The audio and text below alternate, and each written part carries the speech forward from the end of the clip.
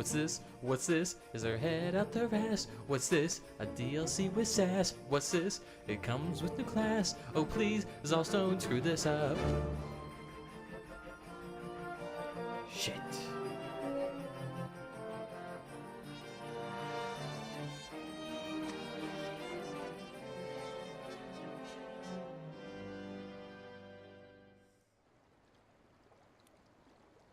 So if you don't know, recently ZeniMax Online has announced their new DLC, Morrowind. And as far as we can tell, it's basically going to be the exact same size as Morrowind, so essentially it's almost a standalone feature or standalone game.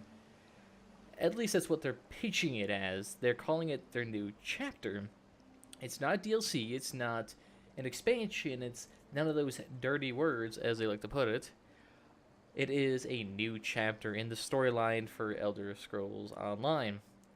And this poses a couple of interesting things, as well as the content that we know about so far. So considering it's a new chapter, they're not considering it a new DLC. Now, if you've been on the forums, you know what this means. It means that for ESO Plus members, which are the people who subscribe to this game monthly or yearly or whatever, however they like to do it, they basically don't get to use this DLC. Now, if you don't know what ESO Plus and how ZeniMax has gone about subscriptions, is that if you subscribe to their service, you get access to crafting bags and a variety of other features, as well as all DLC being unlocked for that person for the duration of their time with ESO Plus.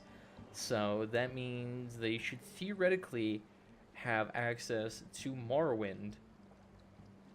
But as you can see, it's not the fucking case.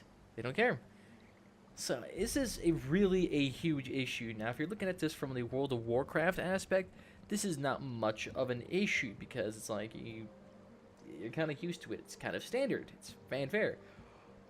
But with ZeniMax's history and how they promised its community that you would get all future DLC as free with your subscription, it kind of goes against that. And how they go around this is saying, well, this is not a DLC, it's a new chapter. What's the difference? I can understand if this new zone is going to be absolutely freaking huge and has an absolutely buttload of content. But considering that ESO Plus members get Craglor and Hrothgar, the Dark Brotherhood, the Thieves Guild, and Imperial City all included, but not have this, is a very weird change, and this poses a lot of questions for the future. Will more DLC be excluded from the ESO Plus? Will there be less reason to subscribe to this game?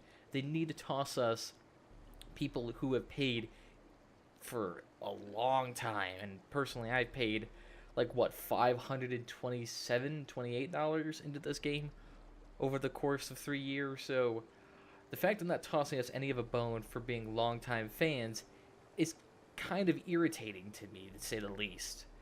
And I was hoping they could at least toss us a bone with regards to this, if not just give it to us outright. So this I'm kind of irritated by. But considering they're releasing a class in conjunction with this, and along with, new Battlegrounds, it's a half and half scenario. If you pay $40 for this, it's not too bad. But they're definitely going to need to toss ESO Plus a bone, otherwise I can see a lot of people leaving it. But really, are they going to leave it? Probably not. Crafting bag's too good to leave. They can't leave it if they want to.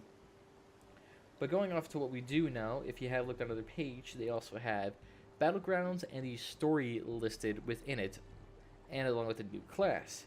The new class we don't know much about, other than the fact it has a bear, a pet line, an ice skill line, and a nature magic skill line. And this seems like it's going to be the most diverse type of class there is. There also raises a concern about that pet AI, because if they have an ultimate and an entire class line dedicated to pets, it better have some pretty freaking fantastic pet AI. Otherwise, it will be kind of a joke. Because if you don't know, pet AI in this game is absolutely hilariously bad. All it is that you have an NPC follow you around, super close, by the way. Like, they follow you like you are their only savior. They follow you hip to hip. And what they do is they attack enemies that you attack. And they occasionally throw in a random spell That is it. There is like no way to command them. There's no skill line to build up with them. There's no stat building variation. There's no way that you can actually affect your pets, which I find to be a little bit odd. And pets not terribly used in PvE as well because they also take up excess buffs. Now, due to the AoE cap placed on buffs, pets now actually pose an issue because they actually take crucial buffs away from people in mid-raid or mid dungeon. So they're not really used a whole bunch. And that will be a big issue with this, especially if you use the ult and, say, a pet or two. That's really going to hurt your DPS and hurt your overall group's DPS even. So they're going to need to work on that a tad bit, especially with the pets. The magic lines, yeah, they're good. As far as I can tell, at least they're actually putting in an ice skill line, so that'll be interesting to see how that works out. Going on to their battlegrounds, this is another area of concern, because if you don't know, ZeniMax has had a very poor history with PvP, not just with regards to balancing and how off and on that has been multiple times throughout the game, but actual content provided to PvP has been very sparse and very lackluster. Now what we have gotten so far is towns and the Imperial City, and the Imperial City is never utilized because it doesn't affect anything, it's just there for a grind. And towns, they don't even do anything. They don't even have vendors anymore because they had to take them out because no one was using them. That just gives you an idea of how little they're going to be used. And going into Battlegrounds, is those issues, or are those issues going to carry over where they're going to have lackluster gameplay? And as you can see, it would be reasonable to draw that conclusion because they have 3 maps and 3 modes. That is very, very sparse. And considering it's 15 minutes a map, you could easily see all these maps and all these game modes in less than an hour. You can see it in like 15 and 45 minutes according to their estimates. So that is a little bit concerning. And on top of that, the modes themselves, while often used, don't seem to be terribly creative. We got Capture the Flag and Team Deathmatch. The third one eludes me right now, but those 2 modes don't seem particularly useful. But at least they offer a competitive edge for PvP.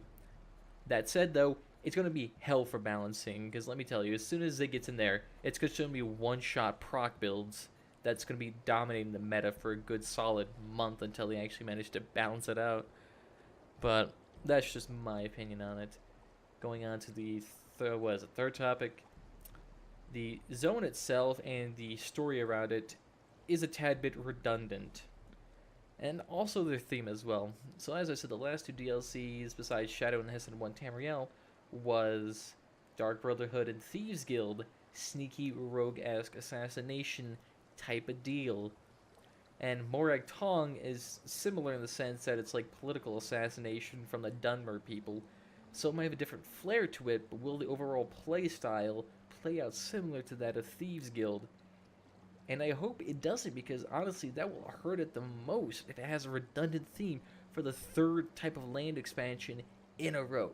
Considering how large the zone is though, I doubt it'll be that type of way, but it's gonna be really riding on the line for that. And on top of that, the story of you're helping a Dunmerry god go from sick to powerful again is even in the game already. If you play through the Ebonheart Pact, the second zone you go into besides the tutorial is the Deshan, and you help a god restore his power because he has a shrine desecrated. And then you use that to progress down the main storyline. That's just an offshoot quest, but that is in the game already, and that's the story for, well, Morrowind for this DLC. So that's going to be another thing. Do they just reuse the same type of story? And I hope they didn't, because that would even hurt it more than just the theme itself being almost redundant. So, ZeniMax, you're riding on the edge here, man. Riding on the edge here. But the last thing that I have to say is that I really want the hype not to kill us. Because with the new trend of games releasing ever so extravagant type of cinematics or gameplay that fizzles out really quickly, it is very easy to see that this DLC might get overhyped a tad bit. So I would love it if the expectations could be tempered down a tad bit more than they are. Because with games like For Honored and No Man's Sky being the most infamous, they will probably have a overhyping session. I mean, reading the chat during the Twitch announcement was absolutely ridiculous. But considering how negative this community is, I doubt the hype will be very overwhelming. But like I said, manage your expectations accordingly, otherwise you can only be disappointed in the end. But either way, I think that's all I wanted to say, and check the forums and check their website for more details. I've gone over most of what's important, and they haven't released much yet, but I would definitely keep my eye on their website so they can actually find out more as soon as it pops out. Either way, guys, tell me what you think about Morrowind. Is it going to be a good DLC? Is the hype train going to kill it like crazy? Or is this game going to be the best DLC or new chapter expansion there is? Leave your comments down below about what you think, and I'll see you next time, guys. Bye-bye.